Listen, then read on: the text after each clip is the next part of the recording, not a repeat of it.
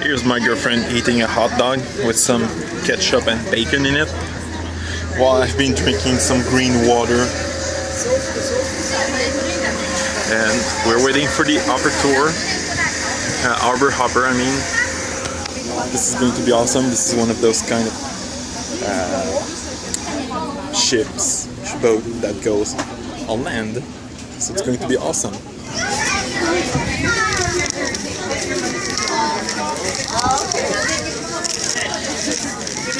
I shouldn't have told you. I'm just gonna just write it. I think it's for 2 adults. Okay, thank you.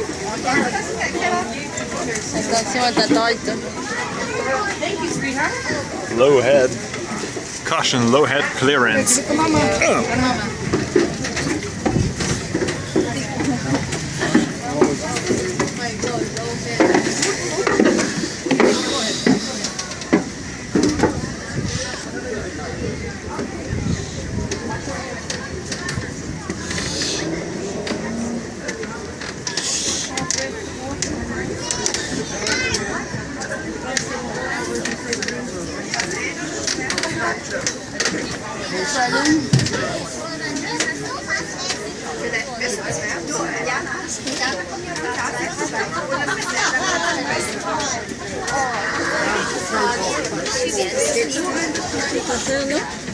Yeah.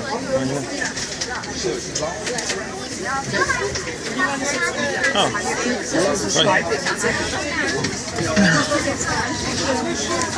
So we got one on the front seat. No one's in front of us except I'm guessing the guide.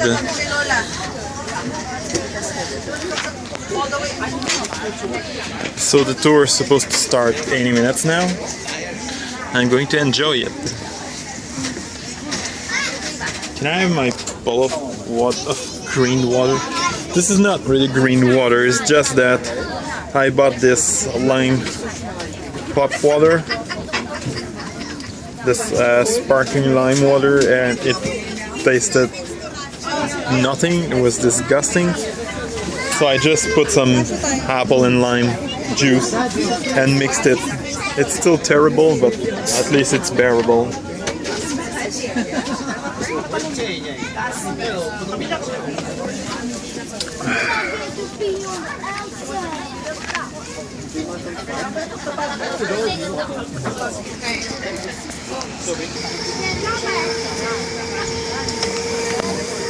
Lucky you, sat right in the front.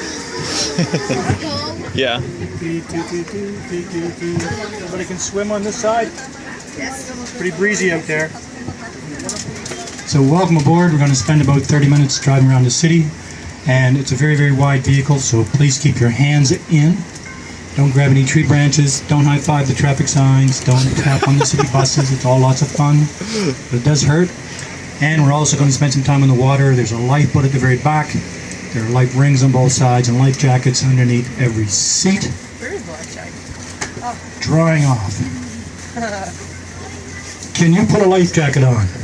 You don't look behind you. You right there. Can you? Yes, you. Come on up.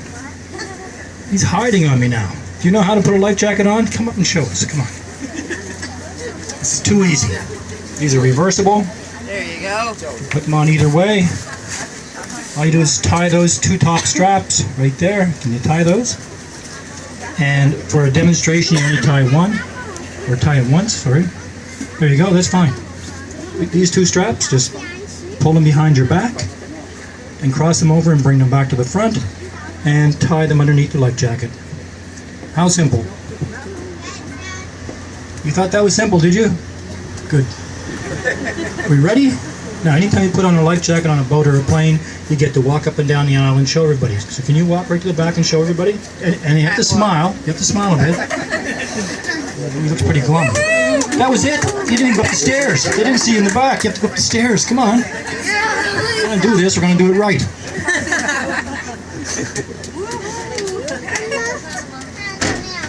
So that wasn't that hard, was it? Thank you. My ground. So you can take that off now. Now, Shannon's going to be your tour guide today. I suspect she's dyslexic because she doesn't know how to spell her name. Oh, I spell it, yeah. Listen to how she spells her name. It's just spelled in Gaelic. It's not that weird. I can't spell. Sionan. That's what I thought of when I saw it. I'm not that good. You creeping me on Facebook, Colin?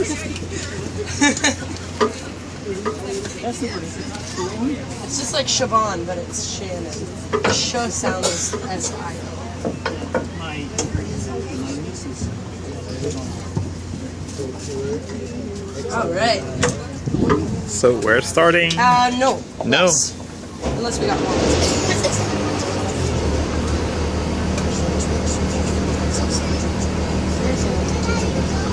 37. All right. How are you guys all doing on this beautiful sunny day? Good. Awesome. Now, who's visiting Halifax? Almost everybody. Is anyone here from Halifax? Oh, I was gonna make everything up today. No, I can't. Darn. Now, where's everyone from? Where are you guys from?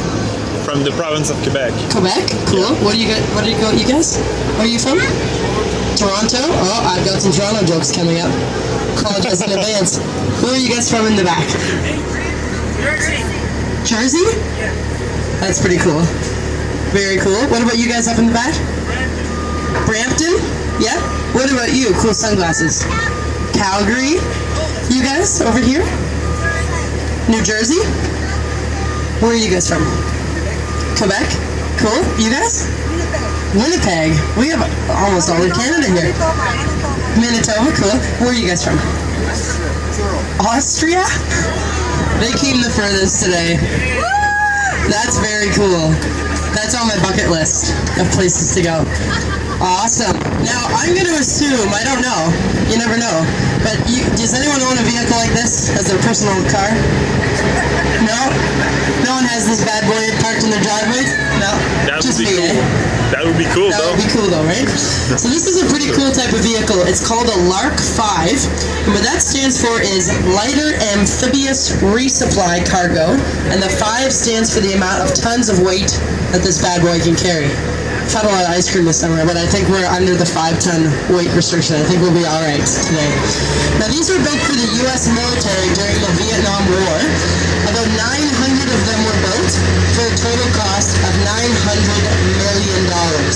So if you can crunch the numbers on that, you guys are high rolling today, sitting on $1 million. You don't need your Lamborghinis, don't need your Ferraris. This is the ride to be on today. Now when we first got these, they weren't overly friendly looking. They were all painted black. They had big 50 caliber machine guns at the back, which you guys might want later on. I'd tell some pretty cheesy jokes. Who knows? Now we made them a bit friendlier. We painted them blue and green. We slapped some friendly frogs on the side, and we put in this fine Italian pleather seating. It's very high quality designer pleather. Hello. Now since you guys are stuck with me for the next hour, I'm going to tell you a little bit about myself. So my name is Shannon. I was born and raised in Halifax, my favorite city in the world. And throughout most of the year, except for a couple months this summer, I tour all year around the world with a band from Scotland. I play the fiddle. And we get to, I play in a boy band. It's a whole lot of fun. It's no dream come true. And this is my very first summer going to Harbour, and I'm having an absolute blast. It's so much fun. I've learned a lot about my favorite city. I should have learned in high school, but I wasn't paying attention. Too bad. We're going to go up to Citadel Hill. We're going to go all around Citadel Hill, all around Halifax. We're going to go into water. We're going to go underwater, turn into an airplane. I'm just kidding. That would be cool. Next summer, Harbour 2.0. That's the plan. So as we go up to Citadel Hill, I'm going to teach you guys a very, very important cheer. And all the kids have to be extra loud. You ready? You're ready. You're going to be great. Now I'm going to count down from 3. I'm going to say 3, 2, 1. And then you guys are going to say ribbit, ribbit, as loud as you can. You got it. You're a pro. You're a pro already. You guys ready? And 3, 2, 1. Ribbit, ribbit! That was probably the best cheer I've heard all summer. That was phenomenal. We're going to have a great time today. We're going to use that to heckle different groups around the city. When we see big groups So if we see a wedding party, we have to heckle them. And we're going to use that cheer when we go into the water. So welcome to the beautiful Citadel Hill. This is the second most visited National Historic Site in all of Canada, next to Parliament Hill in Ottawa. About 130,000 people come up Citadel Hill every single year. It's a very, very popular spot. Now directly ahead of us right there, a little bit to the right, you're going to see our old town clock. That was put in by a man named Prince Edward, the Duke of Kent. Very strict, very punctual man. You didn't want to be late for work if he was your boss. He actually had the authority to hang anybody who was late. Kind of intense. Sounds like a terrible boss to me. But that's been ticking for about 200 years. Still has the original mechanisms inside the clock. And I wind it up twice a week to make sure it's still ticking away. Now we're going to come up onto the main entrance here of Citadel Hill. We're going to see a man on the left here dressed as the 78th Highlander. He's wearing a kilt. Windy day today, ladies. Wink, wink. Might get a little more than we bargained for. Let's give him the big wave here. See if he waves back. Big wave. Hello, handsome. Hello. Come on. Give us a wave. Oh, this handsome fella gave us a wave. He's like, I thought they were talking to me. No wave from him. You know why? People think he's not allowed to smile, not allowed to wave. It's just because that's my ex-boyfriend. It's extremely awkward. We didn't end on very good terms. I have to see him every day. It's not okay. Oh. Alright, well that's over with. Now, Citadel Hill was built with the goal of being a little bit like an optical illusion. So if you were invading the hill back in the day, if you were an invading troopsman, you'd be running up from the bottom of the hill, hopefully in such a frenzy, such a panic, you might not notice this big 15-foot ditch that surrounds the hill. That was the goal there. Sometimes referred to as the ditch of death. Probably didn't want to fall back in there back in the day. Nowadays you'd be fine, they'd probably just laugh at you, but soldiers used to be inside those slits there with their muskets inside the fort, getting ready for people to fall in. That being said, does anybody know how many times we have been attacked on Citadel Hill? 0 times. Because Maritimers are extremely intimidating, very scary people.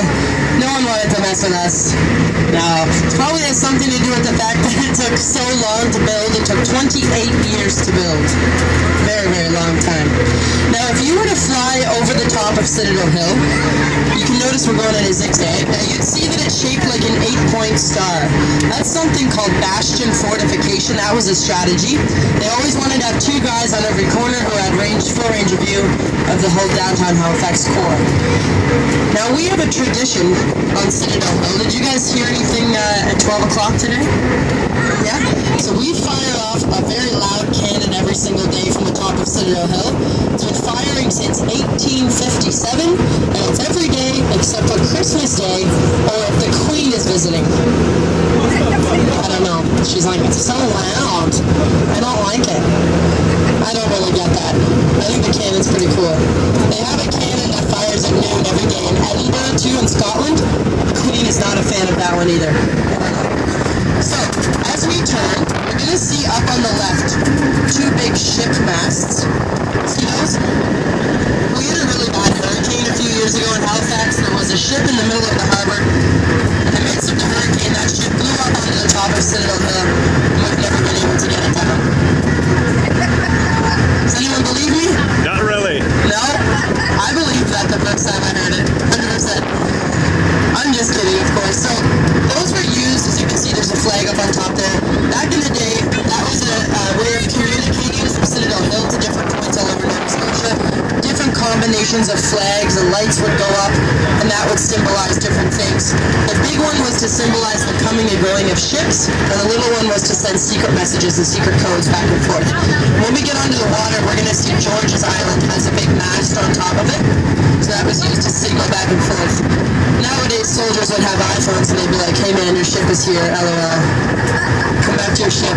Smiley face. Smiley face. It's not nearly as romantic as the flags going up.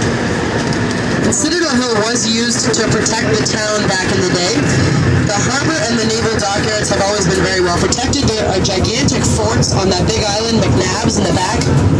It's covered in forts, so the harbour was always under control in that way.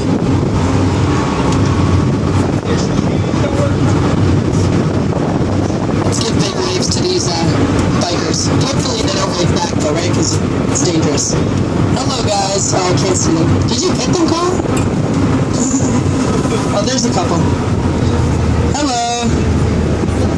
wave, it's okay.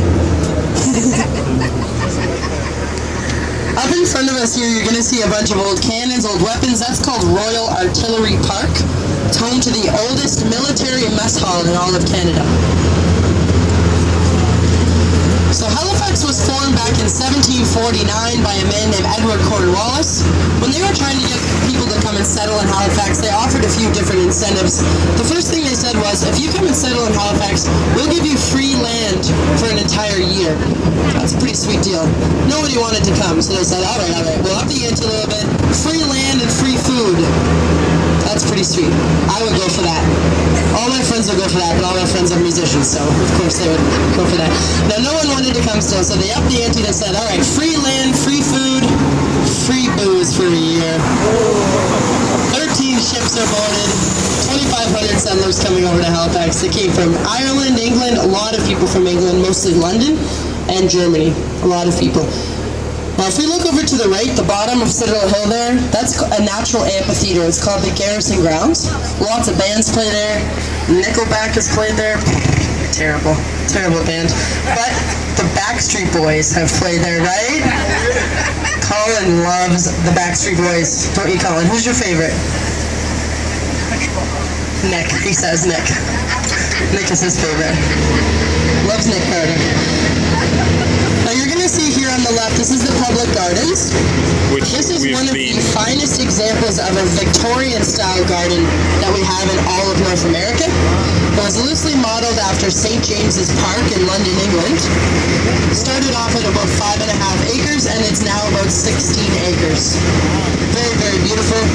A lot of famous people have walked through the gardens. Mr. Winston Churchill took a stroll through there. Charles Dickens, my personal favorite guy, 007, Pierce Brosnan, has been through. Oh yeah, James Bond. He's the best James Bond. He was the best James Bond. Daniel Craig. Daniel Craig was my guy. I liked him. Daniel Craig is good, but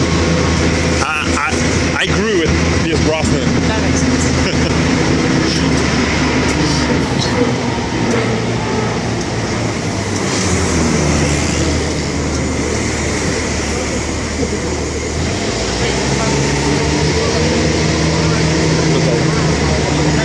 Maybe. So as you turn here, up on the right, this is called the Camp Hill Cemetery. And that got its name because that is the last place that invading troops could camp out while still being out of the line of fire of the cannons that would be coming from Citadel Hill. So if you were camping out in there and they were firing cannons, they would only go so far as the sidewalk right in front. A couple very famous guys are buried in there. Mr. Joseph Howe, who was a beloved politician and journalist in Nova Scotia, one of the leaders of the free press movement in Canada, very important guy. One of my favorite guys, maybe I'll celebrate him a little bit tonight, Mr. Alexander Keith, is buried in there. He's the best guy. And if you go by his grave on any given day of the week, you're going to see empty beer cans, empty beer bottles. People love to go have a beer with Mr. Keith. And we actually loved him so much in Halifax, he was our mayor of the city 3 different times. We really, really love him here. We're going to get another view of the public gardens. So we really did have a hurricane back in 2003. Didn't wash the ship up on the Citadel Hill, but it was pretty bad. It unfortunately wiped out a lot of the old original trees, original foliage that would have been in the gardens. And the city came together and within 1 weekend raised over $1 million to start to try and put the gardens back together. They've almost fully been restored today. The wrought iron gates that surround the gardens were purchased in an auction in Edinburgh, Scotland. They used to surround their gardens over there. If they were charging an admission to get into their gardens, people didn't really like that. And we learned from that it's completely free to go through the gardens here. Completely free. You like that idea? You're like, I'm going to go for a stroll there later on. Can we go through the garden with this? Can we go through the garden with this? You want to take a hopper through the garden? Yeah. That would be another hurricane, I think. Can we do it, Colin? Let's go through the Tim Hortons drive-thru first. 40 double-doubles. And this man up here said he'd pay for everyone, so... Hey, right? I never said that. You totally said that. No, I didn't.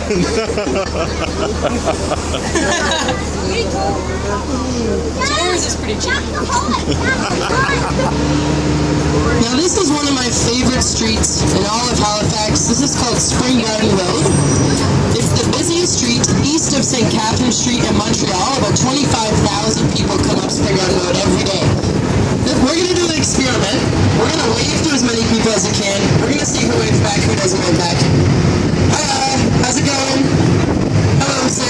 Canada sweater. Hello. Hi. I wave to you every day. I always see him. Outside. Oh, there we go. Hello. Oh, no waves there. Don't be offended if people don't wave back. They're probably just from Toronto. Oh, sing. Sing. I like Toronto, but I'm just going to pretend I don't for today. It's just too much fun. Hey guys. How's your day? Fantastic. You should just hop on the back. Real quick. For $30. yeah. At a reduced price. Now this is Jennifer's of Nova Scotia here. It's one of my favorite spots. Lots of maritime crafts, maritime art. Are the Jennifers in there? Hi Jennifer! Oh, no way. Back in the day, this used to be a residential street, home to a lot of big Victorian homes. There's only one house left on the street, and we're going to see it in a sec. It's that purple house right here. That's where I live. We're having a big party there later tonight. You guys are all more than welcome to come. So we'll transition into the type of street it is today with lots of nice restaurants and shops.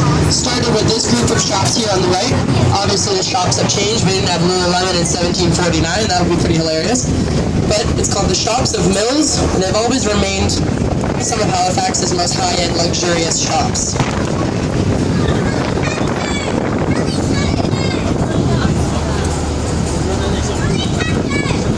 Hello, sir. No wave. Big wave. Oh, that was great. I see a lot of different types of waves. I saw some unique waves yesterday. I had the one, like the gun salute. Not just a regular salute, but like when people are like on a date or something and they want to wave, they think it's uncool, they'll just do the like really quick like just the one quick one. Oh hey, yeah. It's okay, stop talking to me. Try to impress this girl, man.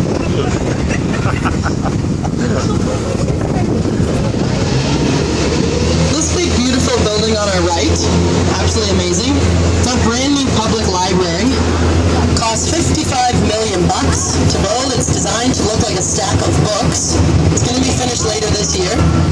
Very smart that they put the library there. They don't have to take the books very far because this is our old library on the left. What are they going to do with this? What? What are they going to do with this one? That's a good question. That's a statue of Mr. Winston Churchill. He visited Halifax in the 1940s. That was modeled after a picture taken of him.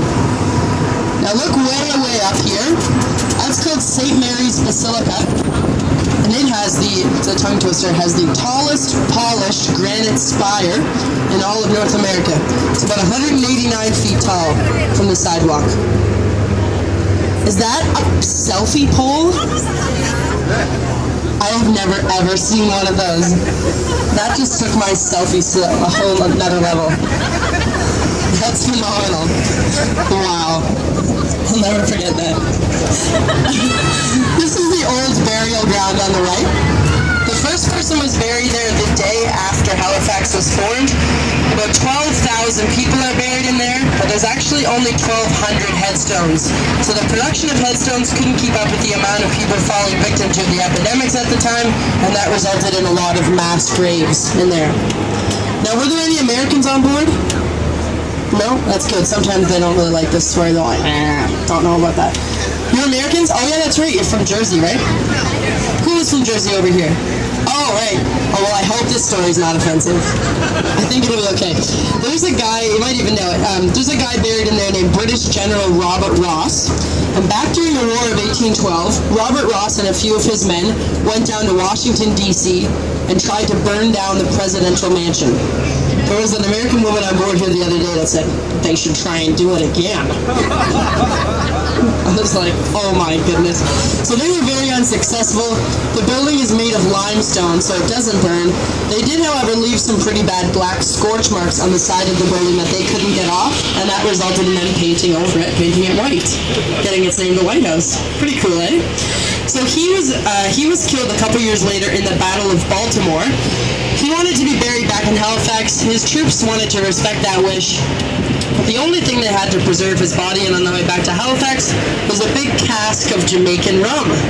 So they put Robert Ross into this cask of rum, brought him back to Halifax, had a lovely ceremony for him up there, and then his very loyal troops each took a big mug.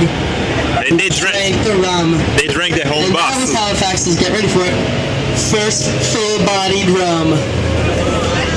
They drank their whole boss. Ba-doonch. Solid joke.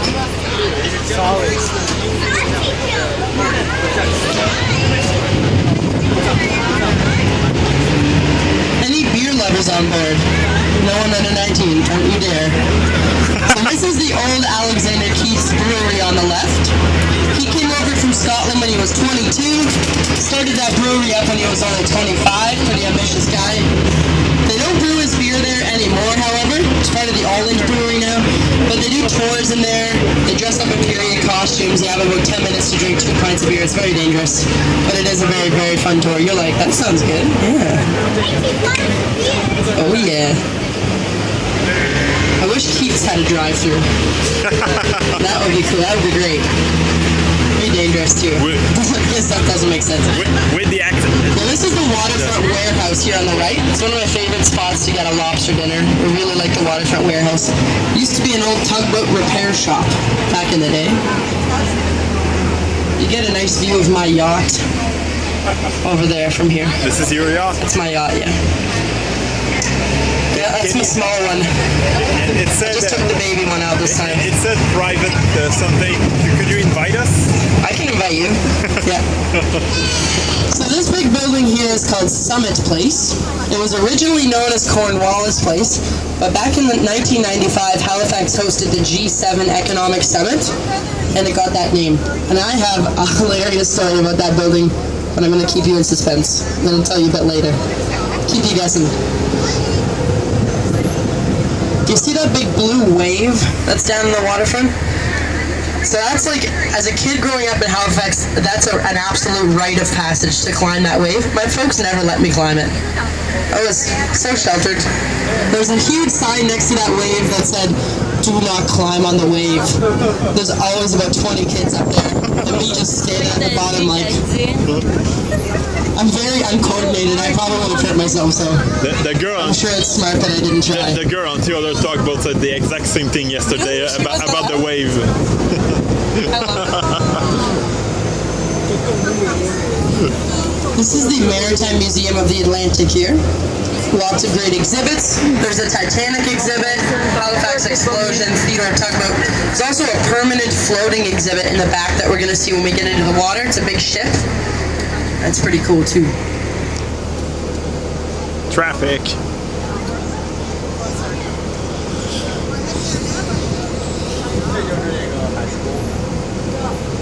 I don't know how this is. She's wearing a hoodie. It's so warm. That would be overheating. Holy moly.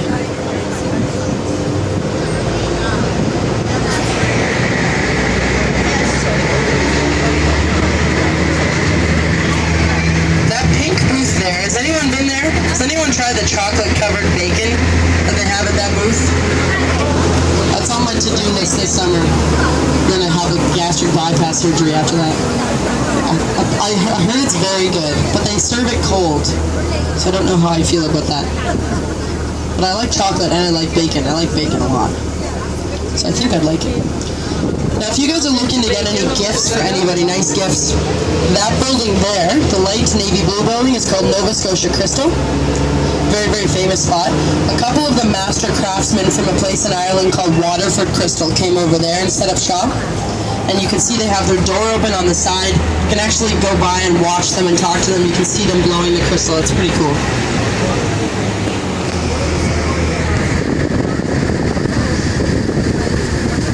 What do you think that guy's listening to?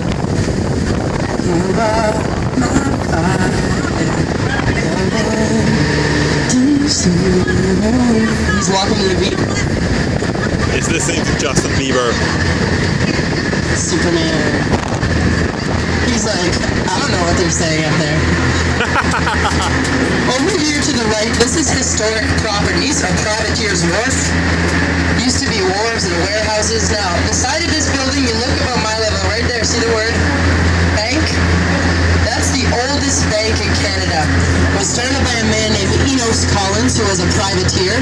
Privateer is basically like a pirate, but a legal pirate. You're hired by the government. It's the dream job. Can you imagine meeting a guy who's like, I'm a professional pirate? Like, marry me. That's amazing. That's what all government people are now. yeah, that's good. He said that's what all government people are now. Professional pirates. Oh my gosh.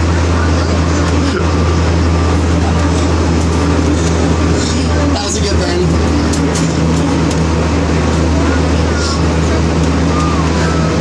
Now, we're getting very close to the water. Dangerously close. You guys excited? Yeah. You guys are awesome. We're going to ribbit as loud as we can when we go into the water too. But you do want to hold on in front of you when we go in. It can get a little bumpy. Colin likes to put he can have his headphones on now. When he goes into the water, he likes to hear, I came to walk away. It's his favorite song. Hey, Theodore is there. We're going to count down from 3 and 3, 2, 1.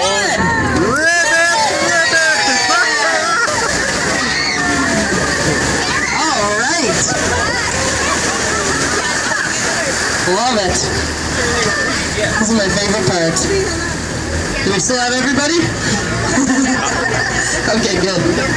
Alright, welcome to the Halifax Harbour. Very, very cool. Nice and cool out here. Get the nice breeze. Now, the Halifax Harbour is the second largest naturally ice-free harbour in the entire world, next to Sydney, Australia. Never freezes over here, which is a mystery to me, because clearly our weather is absolutely tropical. Never freezes. It's a huge mystery. The harbour is about 21 to 22 meters deep, but at its very deepest point, it's 71 meters deep. So it can get very, very deep. The sea was angry that day. Yep. Okay. Yep. Okay. Alright. I'm gonna put my sunglasses in my pocket in case I lose them. They were $7 after all. $7? Don't want to lose those bad boys. I'm holding a $700 phone. $700 phone. $700 phone? That's my phone bill. That's crazy. Okay, so this building over to the right is called Casino Nova Scotia. That is the most popular entertainment facility in all of Atlantic Canada. About 1 million people go through there every single year, and it costs $100 million to build. That's also the beginning of our boardwalk. Our boardwalk starts there, it runs all the way down to Pier 21. It's about 4 kilometers long. There is a big, gigantic, beautiful staircase inside the casino that's a replica of the one that was on the Titanic. So that was put in honor of the 100th anniversary of the Titanic. It's very, very nice. It's also said that the water that surrounds the casino has the highest density of salt in the entire harbor because people go there and they spend all their money and then they cry over the edge. It's full of tears.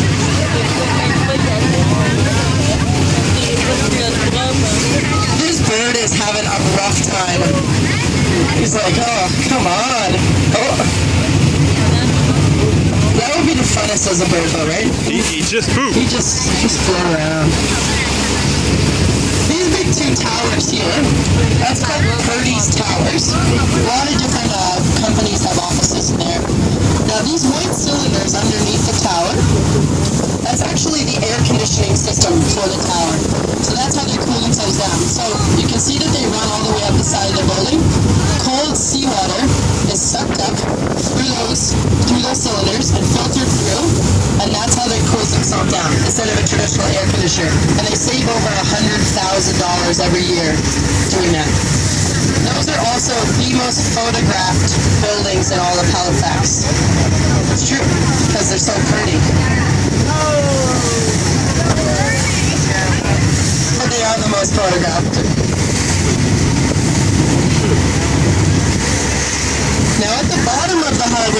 cool stuff. There's 45 sunken ships at the bottom of the harbor. There's an airplane down there somewhere. Air Canada, probably. Come on, they're the worst. There's a few harbor hoppers down there. Nothing to worry about. There is also 25 brand new, never been driven, 1969 Volvos at the bottom of the harbor. There was a container ship coming through here once with all these Volvos, suffered a little bit of water damage on their journey over, and I guess they thought for insurance purposes it was better to just get rid of them. Isn't that crazy? If anyone needs a new car, you're more than welcome. You have to get it yourself. I'll rent a crane. What? I'll rent a crane.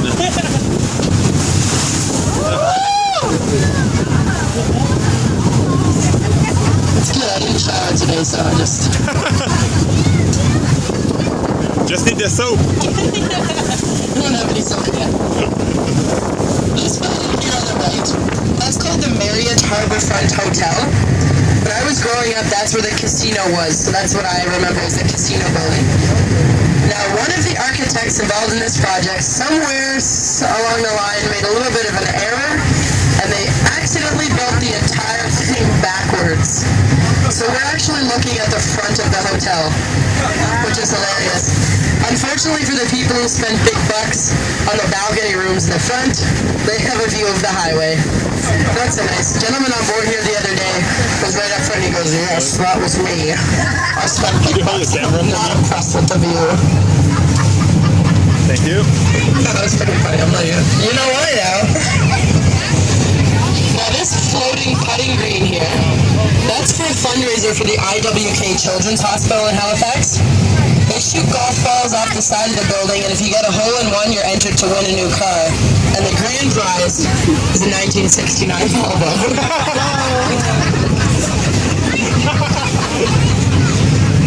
True story. That you have to pick up yourself. You have to get yourself, yeah. So that little yellow building there, that is my guilty pleasure. That's Cow's Ice Cream. I've heard it's utterly delicious. I've been there 2 days ago. Terrible jokes. That's been ranked before as the best ice cream in Canada, best ice cream in the world before. Pretty awesome. There's usually a big line up there.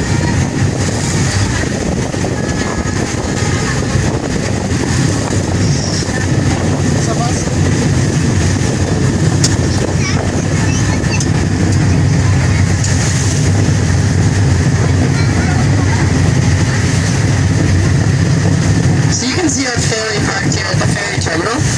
Our ferries go over to Alderney Landing, and they also go over to Woodside. And we have the longest running saltwater ferry system in all of North America. And when our ferry first started out, it was actually just one man in a rowboat named John Connors. He used to go across to Dartmouth and back. Took him an hour to get over, an hour to get back. Pretty crazy. It takes about 12 minutes now. Not so bad. And it's less than $3. And it's a good way to see the harbor. It's like the Harbour Hopper tour, but you don't get me. So, you pick the right tour.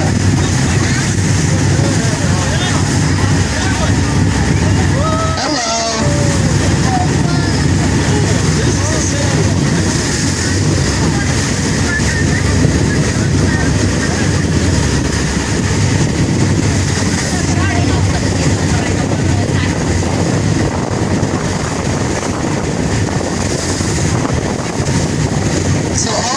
That city over there is the city of Dartmouth. Someone asked me the other day if that was London, England. I said yes. So they're now walking around thinking that's London. Well, like, it's $3 to get to London. That's amazing. So Dartmouth is also known as the city of lakes. There's 23 lakes in Dartmouth, which is pretty cool. So Dartmouth was formed a year and a day after Halifax was formed. A ship came over called the Alderney and landed there. That's where it got its name. Alderney Landing. Sorry. That's the Alderney Landing is a ferry terminal over there, but it's also a big theater. They have a lot of concerts that happen over there. Big Canada Day celebrations over there.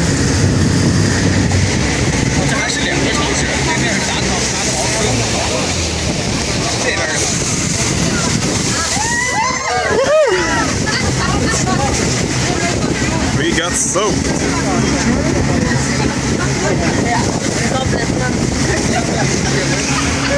even my camera's wet now. So sorry about that. Holy moly. This is the hoppiest I've ever seen it. This is fun. That's why they call it the hopper. It's really That bumpy. big black ship there is called the tall ship Silva. They do tours on there as well. That would be fun today on a windy day like this.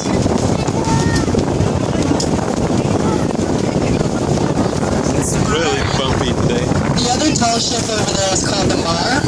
That would be fun today too. Very fun. You feel like a Kennedy on one of those boats going around.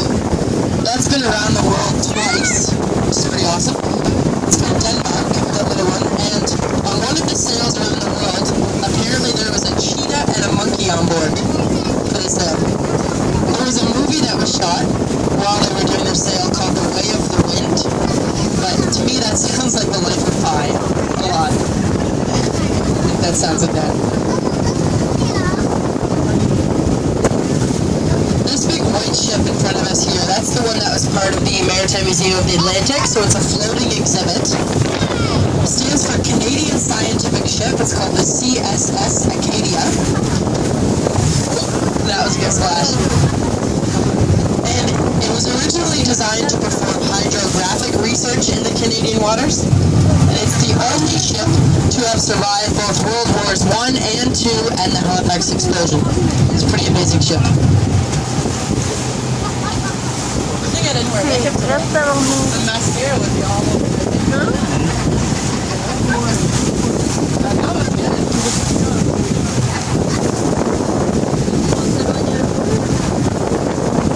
Yeah, we're good. My camera's going to survive. Does anyone have a weak stomach? Is everyone alright? It's not that bad. It's fun. I think it's kind of fun. There's a Now this big white and blue ship up here, that's called the HMCS Sackville, the K181. It's painted blue and white to blend in with the horizon, but it's out in the water. And about 120 of those ships were built at the time it was built, and it's a type of ship called a Corvette.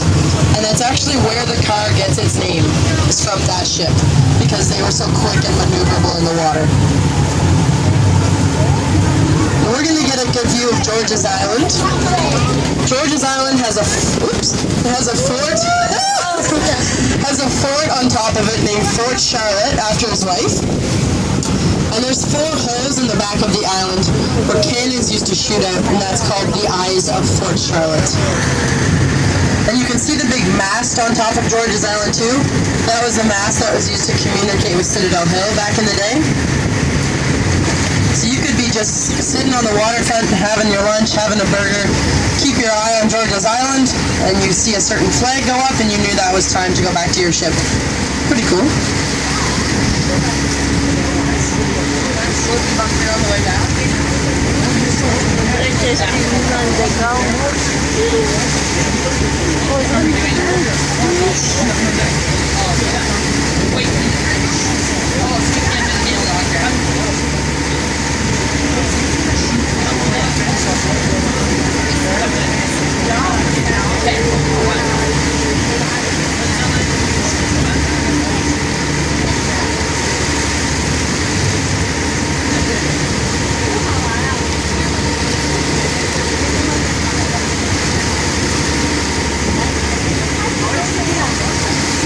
So on our way back, we're going to go around up to the naval dockyards too, but I'm going to tell you guys about the Halifax explosion. So you've probably heard about that a little bit, but very important part of our history in Halifax, and really world history, Canadian history. It's very important. So the Halifax explosion took place back on December 6th in 1917. This was the height of World War I. Halifax was a very busy place. The population had swelled due to the war. The harbor was completely full of troops and full of ships that were getting ready to go back over to Europe. So we used to, at night during war times, we would put big anti-submarine nets over the harbor. So at a certain time of night, no ships could come in, no ships could leave. There was one ship called the Emo. It was a Belgian relief ship spelled IMO. It was at the edge of the harbor waiting to leave. It wanted to leave the night before, but it got to the edge of the harbor too late. It was already about a day and a half late in its journey leaving the harbor. It was in a real rush, but it had to wait at the edge overnight. Another ship called the Mont Blanc was a French munition ship. It had arrived late the night before the explosion from New York, and it wasn't able to get into the harbor because of the nets, so that had to wait at the edge of the harbor to come in. So at 7:30 in the morning, the nets are lifted, and these two ships start to move. So if you want to visualize it, this happened down by the bridges, the Bedford Basin, and the harbor was working like a roadway, so ships that were coming in would stay to the Dartmouth side, and ships that were exiting would stay to the Halifax side. So the ships start to move like that. Now the Emo was so rushed, it was a day and a half late, it got stuck behind a very slow-moving tugboat, and it decided it didn't have time to deal with this, and was just going to try and pull out and pass that tugboat. Unfortunately, when it pulled out to pass the tugboat, that put it on a direct collision path with the Mont Blanc. Of course, you don't want to hit another ship anyway, but the Mont Blanc was incredibly dangerous. It was carrying 2,500 tons of explosives. So it was absolutely unfathomable amount of explosives. Very crazy. So if you're a ship that's dangerous, if you have explosives on board, you're required to have a big red flag on the top of your ship. But when they had arrived late from New York, they didn't want to look like a target overnight. This was the middle of the war. They didn't want to get attacked. So they took their flag down. And then in the morning, they forgot to put their flag back up. So the Emo is on this collision path with the Mont Blanc. They don't realize how dangerous that ship is. Apparently that day, like many other days in Halifax, it was incredibly foggy. Apparently you could barely see your hand in front of your face. It was so foggy. By the time they realize they're going to hit, there's a lot of whistles being blown, there's a lot of confusion, there's a thick fog, they can't see each other, neither of the captain could speak the same language, and at 8:45 in the morning, those two ships collided. So metal on metal, that created big sparks, and a big fire broke out on the deck of the Mont Blanc. So meanwhile, the people on the Emo just think this is a big fire. They don't think this is going to explode. They don't know there's explosives. And neither do the people in Halifax. So at this time in the morning, people are going to work and kids are going to school. You see a gigantic burning ship in the middle of the water. Your instinct is going to be to rush down to the waterfront to get a better look at it, which is, of course, the most dangerous thing you could have done. Meanwhile, the people on board the Mont Blanc, they know how dangerous this is. They know they could explode at any second. They're jumping over into the life rafts and going over to Dartmouth. Even some of them were just swimming over. So it was absolute chaos. And there was actually nobody on board the Mont Blanc for about 20 minutes. It's completely unmanned. And at 9:04 in the morning and 35 seconds, the Mont Blanc exploded. So to put into perspective how incredibly huge the explosion was, the entire Halifax waterfront was destroyed. Most of the north end of Halifax, which is huge, was completely destroyed. There was a tidal wave in the harbor that was so big you could see the floor of the harbor, which is pretty crazy. The blast was felt as far as Cape Breton Island, which is 5 hours away, and people's windows in their homes were being shattered as far as an hour away in a community called Truro. So it was absolutely huge. About 2,000 people died, 9,000 people were injured, 1,600 people lost their homes, and 6,000 people were left without any shelter. So it was very, very huge. And to make matters worse, to add insult to injury, the very next morning after the explosion, there was a huge snowstorm in Halifax, covering up all of the debris. It was a record-breaking snowfall. This made it very difficult for Halifax to kind of process what just happened. Also made it very difficult for surrounding cities to come and help us out. So Halifax was sending out distress signals all over North America. The first people that responded to the distress signals were in Boston, and overnight, Boston had a train sent down with medical supplies, food, building supplies, doctors, medical personnel. They had people that were in Harvard Medical School who hadn't even graduated yet on the train. They really went above and beyond to come help us out. And we actually do something every single year to this day to say thank you to Boston for helping us during the explosion. We go down to Lunenburg in the south shore of Nova Scotia, which is known as Christmas tree capital of the world. Big, beautiful Christmas trees. And we find the largest, most beautiful Christmas tree that we can find, and we send that down to Boston to say thank you for helping us during the explosion. That's the big tree they have in their Boston Commons every single year. That's pretty cool. It was the second largest man-made explosion in world history next to Hiroshima, and it was the largest man-made explosion in all of Canadian history. So absolutely devastating to Halifax, but a very important part of our history. Does anyone have any questions about the explosion? Yeah? Two ships hit each other. The one big ship exploded where? Down the Bedford Basin, down this end, yeah. Close to the bridges. Pretty big ships.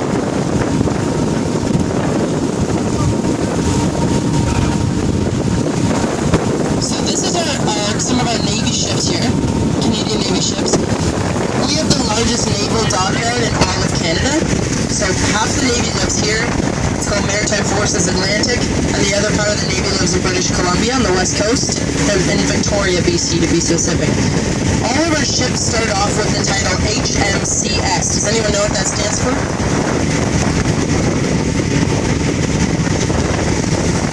I've heard that it stands for Her Majesty's Canadian Ship, but I was at a pub last week, I was talking to a cute sailor, and I said, what does HMCS stand for anyway? He said it stands for Hold Me Closer, Sweetheart.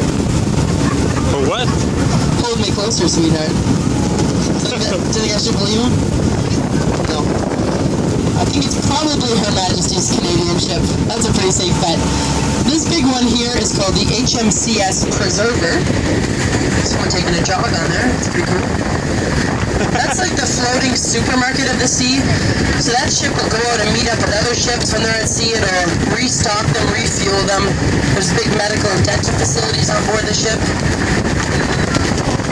Wow. This is fun. I feel like I'm surfing. Surf rock.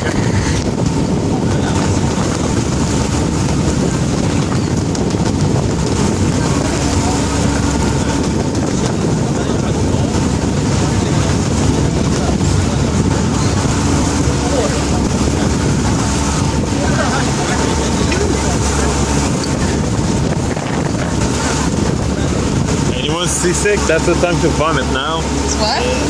Yeah, really, eh?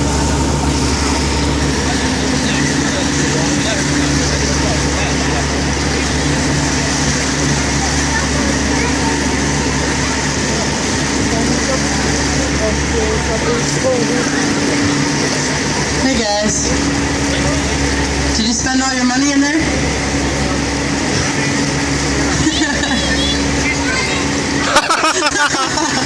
I love it. He goes, she spent it all. So might want to hold on as we leave. Can get a tiny bit bumpy.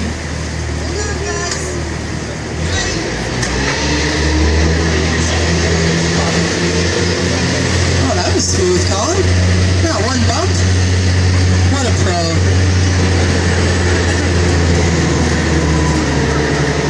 Did he get his license like yesterday? What? I heard someone said that he got his license yesterday. That's true. Colin just got his license back yesterday. It's pretty good for someone. He's pretty good, right? Just joking. Just joking. So from one depressing story, I should tell you my funny Summit Place story now, but I'm going to tell you one more depressing story before we go back. So,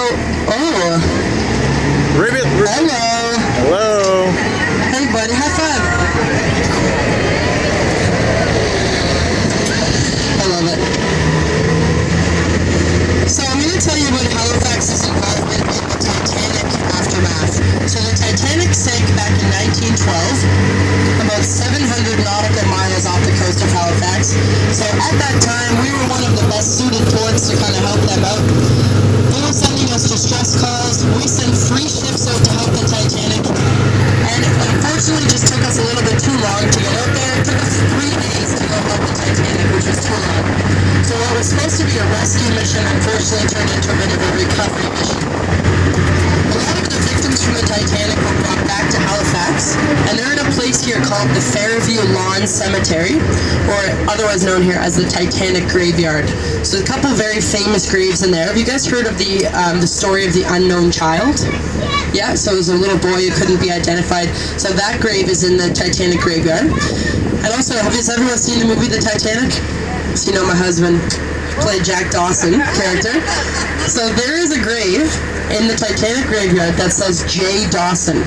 And when the movie first came out, girls in Halifax were going absolutely nuts. They were going to the grave, they were crying and putting their ticket stubs down on the grave and putting flowers down. It was a very emotional affair. They'd all seen the movie, they're all in love with my husband. Very jealous. Come on.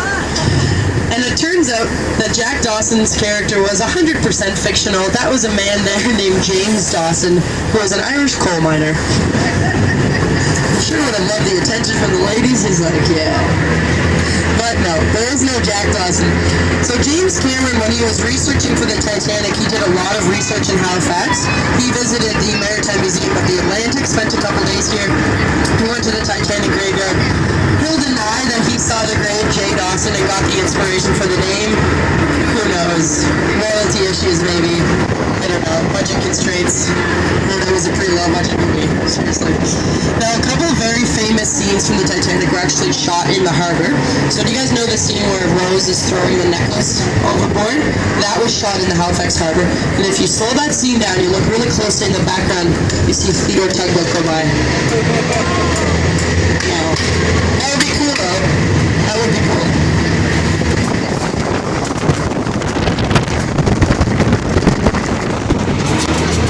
No wave. Those Torontonians are everywhere.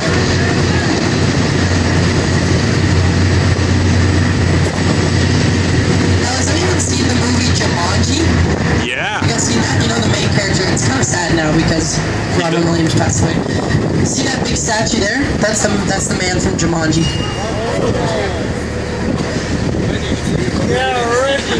Oh, the one that tries to hunt the guy? What? The guy that tries to hunt the main character? Exactly. I can't play a board game with animals involved since that terrified me. That was a scary movie.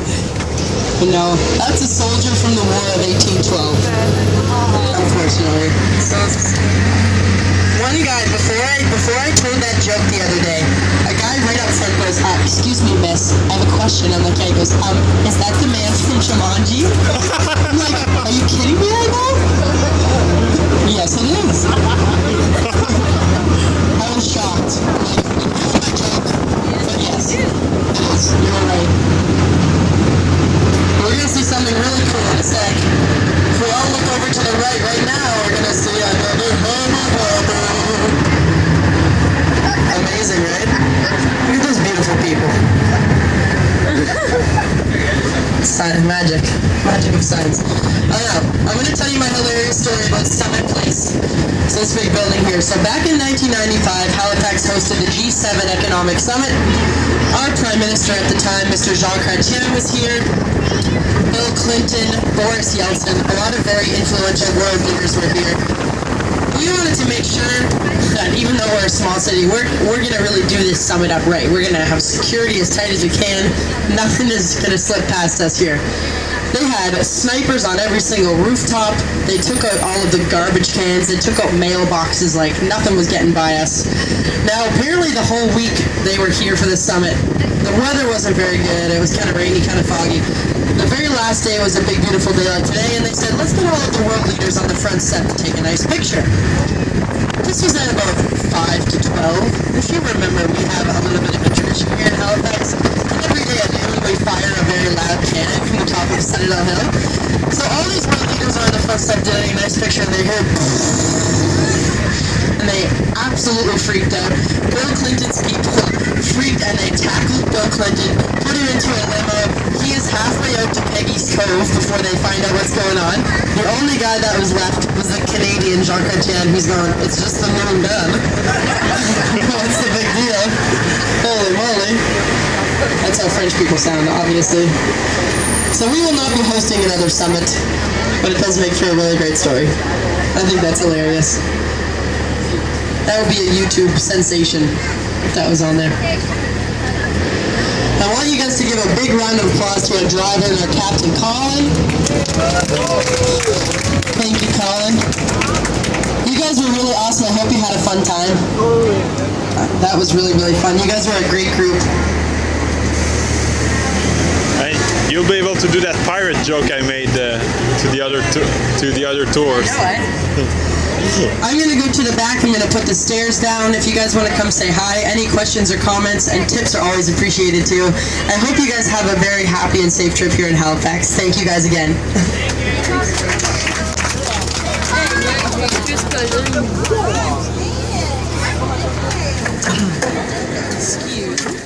Yep.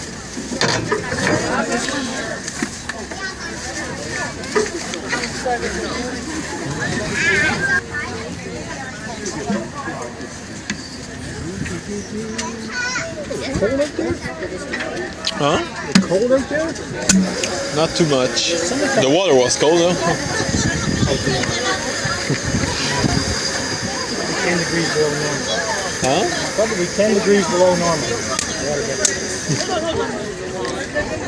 Where's it? So can I put that back in your bag?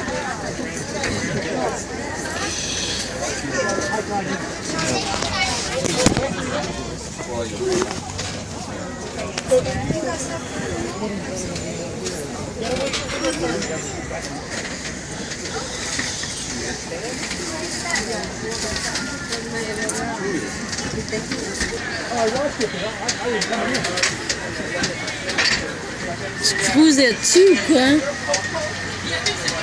No, I wasn't.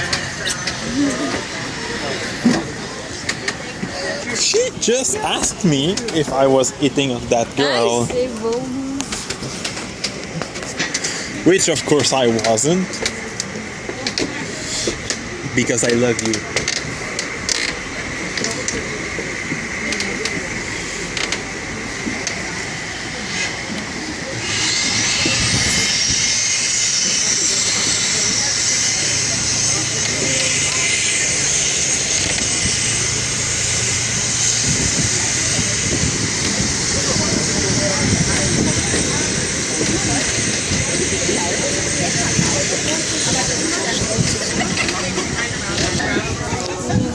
Okay, so it's finally done.